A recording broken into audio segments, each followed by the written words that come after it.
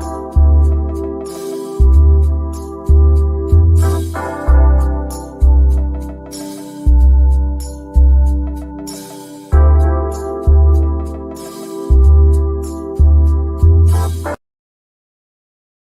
good morning, everybody. It is Thursday Morning Live, and welcome to the show.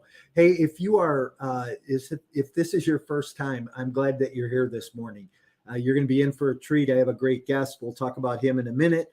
But Thursday Morning Live, every week we show up here and we talk about local markets, talk about what's going on in Chicago. I really focus in on the Chicago market, try to have somebody from the local area on, which we do this morning. So if you know anybody who'd be a great guest, an entrepreneur, a business owner, a restaurant owner, somebody who would have would get some excitement off of being on this show in the morning on Thursday, let me know. Reach out to me or throw your hat in the ring. This show is brought to you by My Core Intentions. I like to remind you that we have coming up our virtual annual multifamily summit. So that is October 20th through the 22nd. It's a 3-day virtual event. This year I have, close to 30 speakers. I'm going to have 20 on the main stage. We have some panels, some breakout rooms, a lot of networking going on. We're going to play cash flow. And if you've ever played cash flow virtually or haven't ever played cash flow virtually, it is an event that you definitely want to get your arms around because Michael Zhao, who moderates that, I've been in rooms where he's done it with 35, 50 people, and it's just amazing how he moderates it and how the game works.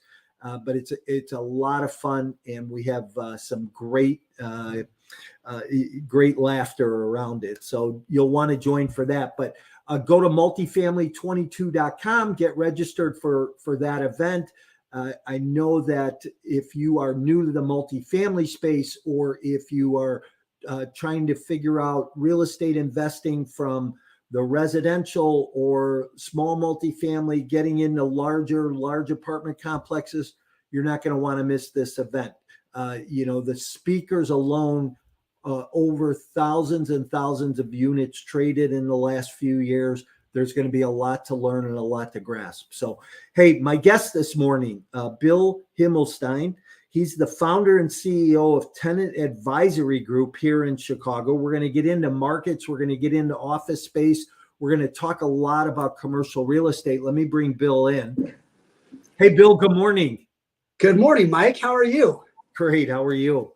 I'm doing great, and you pronounced my name perfectly. That is a rarity, even within my own family. So well done. Thank you. I practiced. I asked you, and I practiced. That's how we get that done.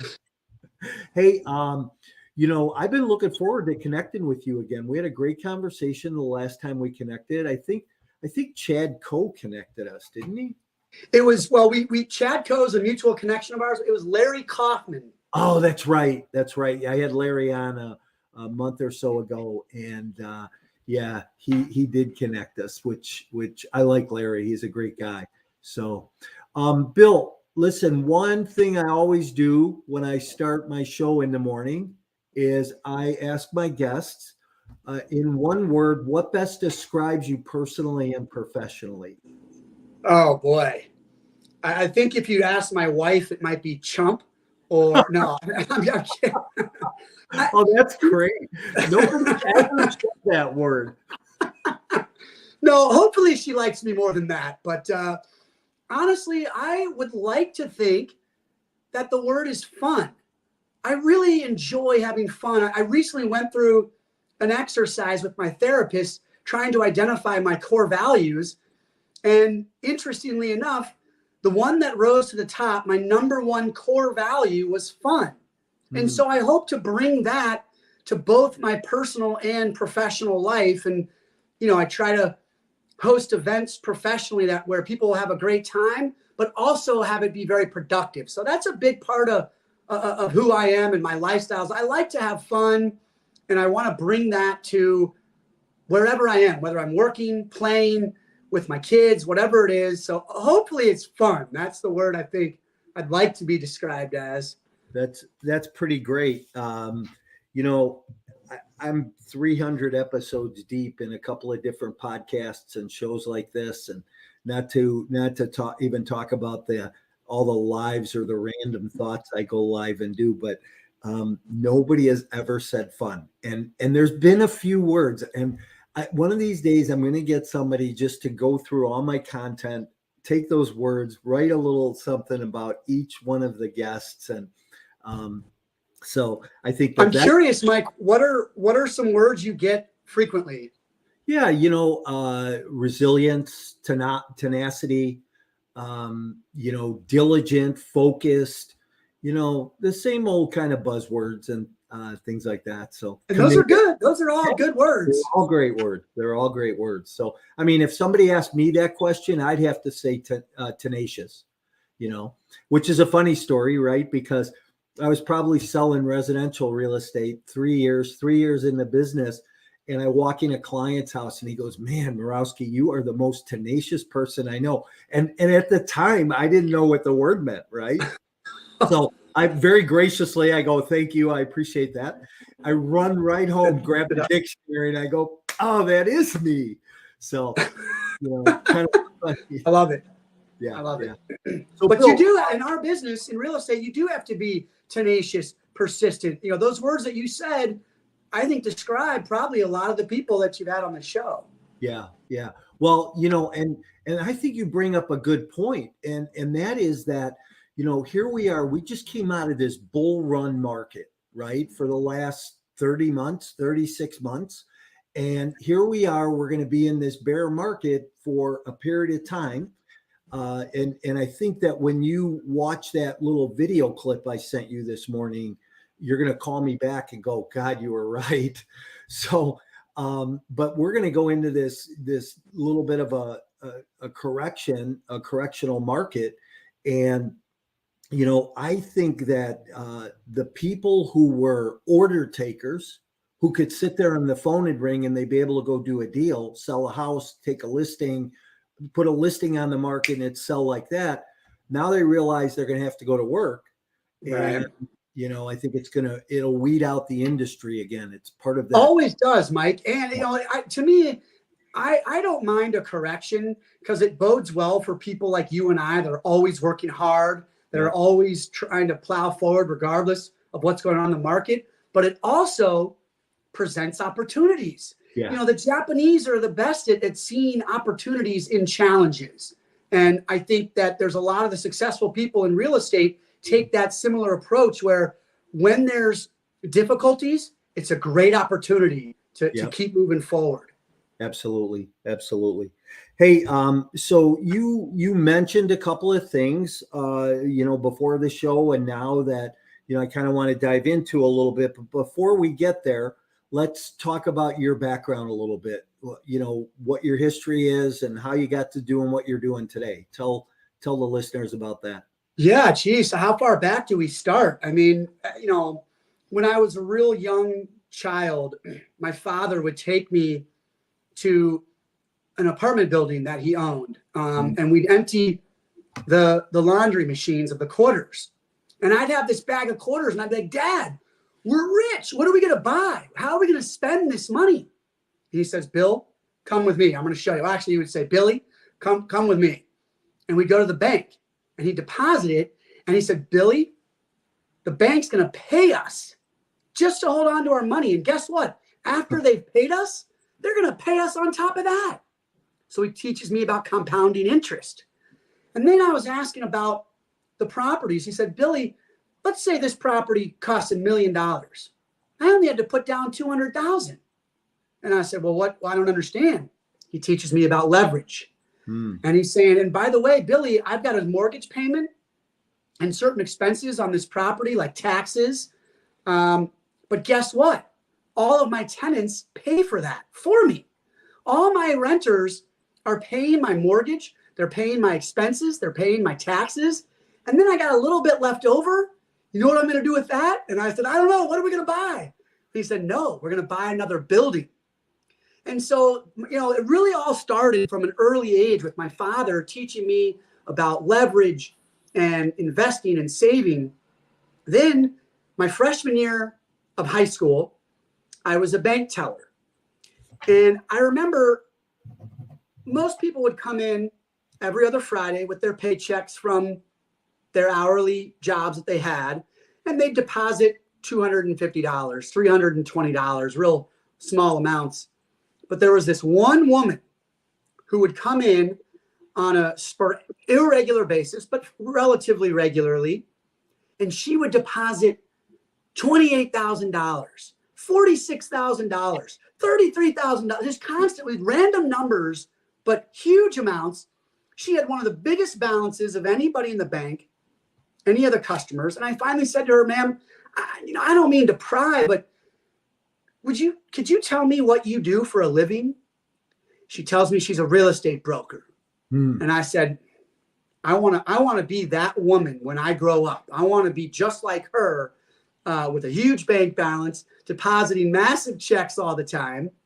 So fast forward to senior year in college, and onto campus comes a tenant rep firm from Chicago. They come to my campus at Washington University in St. Louis, and they're telling me about, you're going to be working with owners, CEOs, presidents of companies. You're going to be negotiating one of their second largest expenses, real estate. They said, you're going to be earning large commissions. And oh, by the way, we don't care when you're coming or going. We just want you to do the job. We're going to judge you for how well you deliver. And I thought this all sounded really exciting to me. And then they planted the hook, and they said, just so you know, pretty much everybody fails at this job. And that you can't tell some young, stupid kid that you're going to fail. And that's what they want. They want the bullheaded kids that are going to charge through adversity, that are going to plow forward in the difficult times and just keep plugging away, being persistent, like one of the words you get a lot of times on your show, by being tenacious and doing all those things. And so for me, I thought that commercial real estate would be a great way as a broker to build relationships with the right people, to earn a good living, so I could take that additional income and invest it into passive income generating assets, which for me had been real estate as well. So it kind of, it all led up to a culmination. And, looking back on it, I don't think I would change anything. I love what I do. I enjoy it. And I love the investing side as well. Yeah, it's interesting, and it's kind of funny here because you come from a family that you had real estate in your roots, and look what you've achieved and where you're at today as a result of that. I come from a family, I didn't have any entrepreneurial spirit, no real estate in my roots. But here's what I remember, sitting on the side of a swimming pool at probably 8 years old. We're on vacation at this resort. And I remember asking my dad, how come there were so many rooms, And my dad, in his infinite wisdom, says, oh, people come here, they stay here, just like we're doing on vacation, and they pay the owner money. And I knew right at that instant that I wanted to be the owner. Right. Awesome. And it was years later before I connected the dots and went into real estate. But, my dad always said food, shelter, or clothing if you ever go into business for yourself. So interesting. I love it. Oh, that's a great story, Mike. I love that. Yeah. So, hey, listen, you mentioned therapy. Bill, did you mean coaching or therapy? No, I mean actual mental therapy. There's a period last year where, I had broken my leg, and it required surgery, and I was bedridden for a short period. My business was kind of in the doldrums. COVID had really affected the office tenants in the market. And I was getting calls from both of my young son's teachers. And so the three main ways I identified myself as a physically active person, I was immobilized, and I was struggling with that. One of the ways I identify myself is as a business owner, an entrepreneur. that was struggling, although to no fault of my own. And identify myself as being a parent. And I felt like I was struggling with that. So all these factors were really had me down in the dumps. I don't necessarily want to say I was depressed, because I'm generally a very happy, positive, glasses half full type of person. But I was as down as I've ever been. Interestingly enough, in retrospect, my wife said, I didn't know you were upset, that upset about anything, because I wasn't trying to bring my sadness to others. I like to bring my positivity. I like to uplift people, bring the fun, right? That's what I like to bring to people I'm around. And so I was really just down on myself. And I knew I needed to talk to somebody that could help me through that. And to me, there's absolutely no shame in seeking mental health therapy. I mean, it's so beneficial, no matter where you are on the spectrum of happiness, sadness, anything. It's such a positive thing to do. I'm a huge proponent, and it helped tremendously. That's when we went through my core values and really tried to understand who am I and how should I be identifying myself? Yes, things like what you do for your profession, your family life, these are all parts of your identity. But who you are as a person does not have to be defined by any one thing. And so going through that experience of really uncovering my core values and who I am as a person and how I define myself really helped swing me out of the doldrums and get back to that positive mindset that, the grass is always greener where you water it. And so that, to me, mental health is just about watering your own grass. Wow. You know what? I don't know that I ever heard that. You always hear grass is always greener on the other side, but that's awesome. I love that. And you know what? I think that just goes to the point that all of us need somebody to lean into, somebody to talk to, somebody to work through things with, whether that be a close friend, a therapist, some type of 12-step program, or, a coach, right? Somebody that you can confide in, walk with, somebody who knows you intimately, right? Or gets to know you intimately. So good for you. I think there's no shame in self-improvement at all. I mean, I think it's anybody that is taking coaching, is getting therapy, whatever it is, reading self-help books. I commend those people. Because they're just trying to better themselves and be better people. And I knew I needed to be, for me to be at the top of my game, I had to feel good about myself inside. I had to be able to look at myself in the mirror and say, I respect that person and I like that person. Yeah. And I was just feeling really down about myself. And really the therapist that work was just, it was transformative, maybe a little strong of a word, but it was incredibly helpful and it was powerful. And I was so grateful I did that. Yeah. Awesome. Good for you. Hats off to you for that. You also, you mentioned other people's money, right? OPM. And I'm a proponent of that, because I believe that that's how wealth gets created, especially when you're in the space that you're in or I'm in. Where we have tenants that live in properties and they pay the bills, right? Talk about, your business, your tenant advisory business a little bit, how that all plays together. Yeah, no, that's a great question, Mike. And, tenant advisory group doesn't have investments, nor does it come up with investment opportunities. Tenant advisory group is purely a brokerage platform for what I call end users of real estate. So the tenants, the buyers, and the sellers. And we represent tenants, buyers, and sellers all over the country in three main asset classes: office space, industrial space, and medical space. Mm-hmm. So we work with business owners to help them find the right space for their business and either negotiate the business terms of the lease or the business terms of an acquisition or disposition. And, through that, work, typically, I would say in non-COVID years, when everyone's ordered to leave the office, typically we're able to generate additional income that goes above and beyond what I need to support the business or my family. And so I was telling somebody recently, Mike, it's fun to get a commission, right? It's nice to get a commission check. But I know that if I don't invest that money, one of two things is going to happen with the money. It's either going to be spent on tenant advisory group, or it's going to be spent on the Himmelstein family. And I'm fine with either one of those.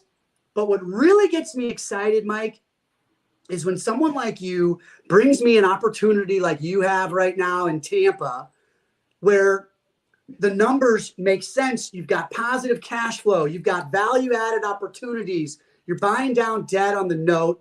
And for all intents and purposes, you're probably going to get a lot of appreciation on the property as well, especially because you're doing those value add. When I make an investment into an opportunity like that, that's when I get really excited. Because now I know I'm generating passive income. I'm adding to my monthly passive income that's coming in. And I know that at some point when you've got great operators like yourself and the team you've put together, that these people are going to be able to deliver on their promises and on their pro forma. They're going to value add on the property. They're going to be buying down the debt. You're probably going to get a bunch of appreciation. And then all of a sudden in 5 years, you sell the property, or no, even before that, you might, after you've gone through all the rehabbing, you've increased your rental rates, you've increased the NOI. Now you've increased the value of the property so you can refinance. And then you put a bunch of money back into the investors' pockets, yet they're still cash flowing at the same rate they were before on their initial amount of money, yet they might have 50% of it back in their pocket. Yeah, right. Like that to me is a type of stuff that really gets me excited. In addition to, I love beating up landlords and really helping out tenants. I feel like I'm Peter Pan trying to rob from the rich and give to the poor. Now, given none of my clients are poor by any means, but they all support team members, right? They've got 50 to 500 employees. I feel like when I can save a client like that, a couple $1 million a year, I'm really helping out that entire employee base, because maybe now people can get raises. They can hire more people. They can grow their business because I've helped them save money on their real estate. So don't get me wrong. I love my brokerage capacity and really helping these businesses get the right space that supports their attraction and retention of top talent and supports their culture, which ultimately supports the growth of their business. I love doing that. I've been doing it for 22 years and I'm nowhere near at the end of my road here. But honestly, making an investment in something like you have going on in Tampa, that to me is really exciting, because now you got money working for you. You can sleep at night, but the money's still working. People are still paying rent. And that to me is an exciting project that you've got going on. And that's what I enjoy doing. Yeah. Awesome. Thank you. I appreciate that too. Hey, so we know, and we mentioned it a few minutes ago, that we're going into this softening of the market. The market's changing. Interest rates are up. Inflation is up. I talked to somebody, they said, I have $100,000 in the bank making 1%. That's the highest interest rate I could find. I said, you're actually losing 8%. I said, inflation's at 9%. There's a difference there, right? So it becomes some education for people. But here's the interesting thing. We know multifamily is going to be a safe, secure bet over the next few years. It'll be a great hedge against inflation. You can get in, you can protect your principal, you can get a great return. But let's talk about office for a minute, because I heard this comment about a year ago, and I want to know where it's at now. I heard that the absorption rate, this is a year ago, that there was a 5-year absorption rate for all the vacant office in the city of Chicago. Is that a true or not statement? Well, so Mike, I haven't heard it listed in terms like that, but given my experience over the past 22 years, I would say that's probably pretty accurate. And frankly, I believe that as some of the larger leases turn over this year and in the next few years, generally what we're seeing is even businesses that have their team members coming in 3-4 days a week. And I believe that 5 days a week back in the office is probably a thing of the past for most businesses, but 3-4 days a week will soon become the norm and what we're going to see going forward. These businesses that have 200,000 square feet, leases signed pre-pandemic, they're going to be renewing or taking new space. Instead of 200,000 square feet, maybe they only need 150,000, and so in general, companies are realizing that with people coming in fewer days a week than pre-pandemic levels, that you don't have to give everybody their dedicated office or a dedicated cube. You can kind of have what a concept called hoteling, where you kind of show up and you plug your laptop into a workstation or an office or whatever you can find. But and this is a good thing for businesses, I believe, to save a little money on their occupancy costs. But I do believe that we probably do have several years worth of inventory. Typically what happens with developers is, a recession or some event hits and there's all these projects that are already underway, but new projects stop. So there aren't going to be new developments in general going on for the next several years. And as we move forward, we will see businesses who correct their size. People will start to grow again. That's kind of the natural progression of capitalism, is growth. There are kinks that happen, right? Recessions, pullbacks, things like that. And if we're not in one now, we will be soon. The Fed will do everything in their power to make sure we get into a recession. But I do think we've got a tremendous amount of inventory, which bodes wonderfully well for the tenants, the people that are creating jobs, right? The business owners, the entrepreneurs. And because they need to spend less money on their rent, they can spend more money on their talent. They can spend more money on their marketing, and they can spend more money essentially on growth activities, which in turn will drive a need for more office space. I mean, at the beginning of the pandemic, everybody was saying, fire sale, get rid of it. We don't need space, sublease, buyout, terminate, walk away even. I mean, there was a lot of different things going on to get rid of space. But the last 9 months to a year, I have vastly more clients saying, we want to get back into the office. We need more space. We're growing. And so there's those kind of converging factors that as the leases that were signed pre-pandemic begin to roll, we will start to see, I think, positive net absorption, probably not until, it could be 18 months to 2 years from now, but there is plenty. The downtown office vacancy is 20% in Chicago, and the suburban land is pushing 30%.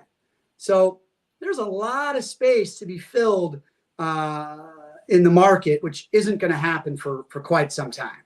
Wow, that's interesting. So you're seeing that they're slowly coming back to the office, not going to go back full time, that there's still going to be a lot of remote things going on, and these people that these big leases aren't going to need as much space anymore. How about the solo guys? The 1 or 2 people offices, have they gone back to the office, or are they still at home? Yeah, that's a great question. And while I don't typically pay a whole lot of attention to those folks, what they're doing is filling up. They are coming back, but they're coming back to shared spaces, co-working, just like they were before.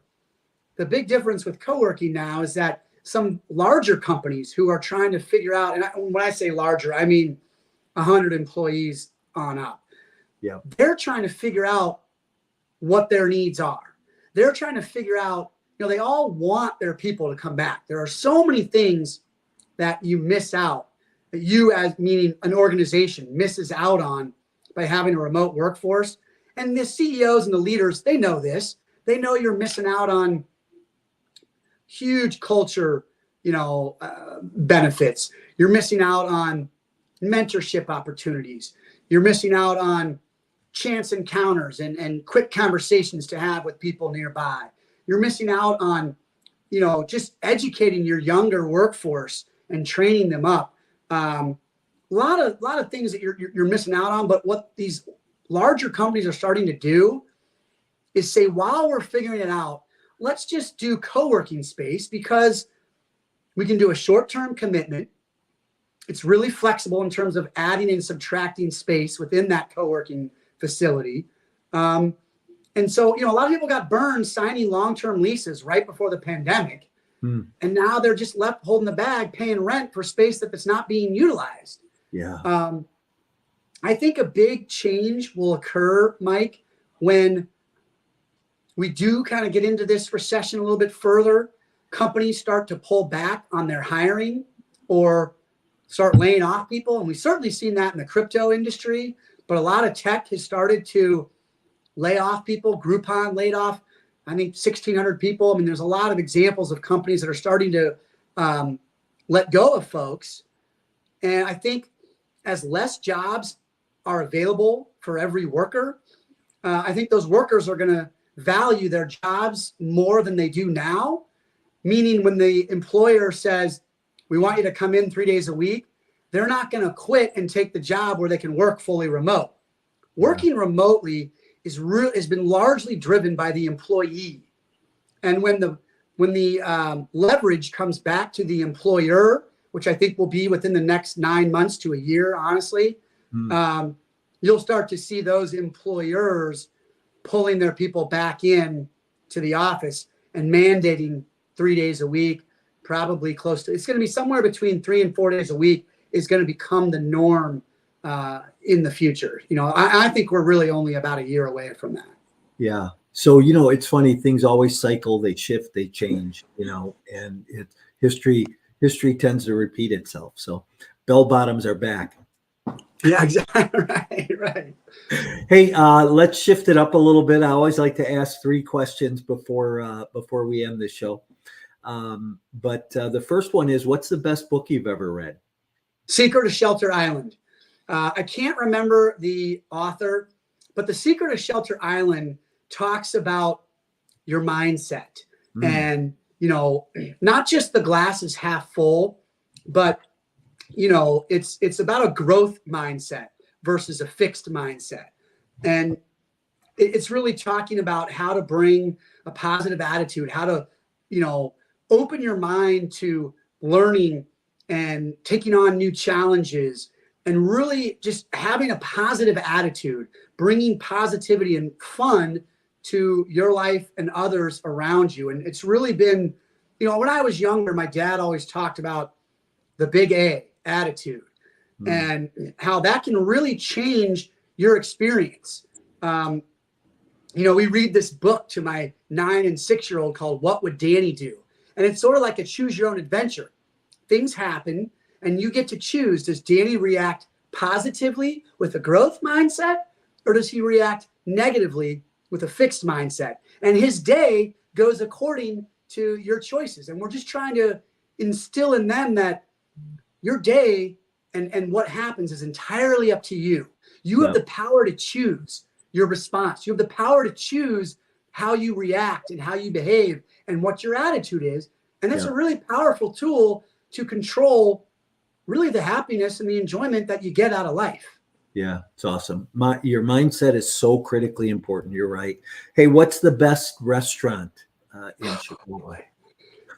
We are so blessed to live in this world-class city because the culinary scene is so spectacular. But I got to go with an old school restaurant that every year for my birthday, and if I can convince my wife to go there on our anniversary, Joe's Steak and Seafood. In my mind, their Alaskan king crab legs is probably the best thing I ever put in my mouth. The sad thing is that they are ungodly expensive. Yeah. So I don't love that part, but Joe's Steak and Seafood, people will go there, they'll get a steak and say, this is the best steak I've ever had. Yeah, they'll go there and get fried chicken and say, this is the best fried chicken I've ever had. Yeah. I mean, it's really just, that's my favorite restaurant without a doubt. I also love that it's Let Us Entertain You. I'm a big fan of getting points and rewards So oftentimes I can go there with at least some gift certificates and points saved up. But the Alaskan king crab legs at Joe's, and it's specifically at Joe's because I've had them elsewhere, and Joe's is the best. And that Alaskan king crab leg is the best thing that I've ever put in my mouth, no doubt. Awesome.